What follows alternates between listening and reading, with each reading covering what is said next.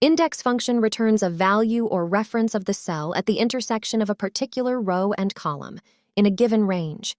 Syntax of index function in array form. Array, range of cells, or an array constant to this argument. Row num, the row number in the cell range or the array constant. Column num, the column number in the cell range or the array constant. We want to retrieve the 8th team name according to the serial. From the list, we can use this formula in cell N11. As usual, start a formula with an equal sign, type index, and press the tab button.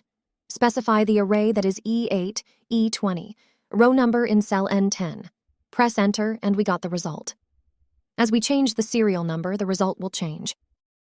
To retrieve an item from a list of multiple dimensions, we have to specify the row and column number. For example, if we want to get the item from the 3rd row and 4th column of the list, you must insert the formula in cell N12. Start with an equal sign. Type index, then press tab button. Then reference is the complete table from E8 to J20. Row number is in cell N10 and column number is in cell N11. Close the bracket and press enter. We got the result. You could also write the serial number directly in the formula instead of using cell reference.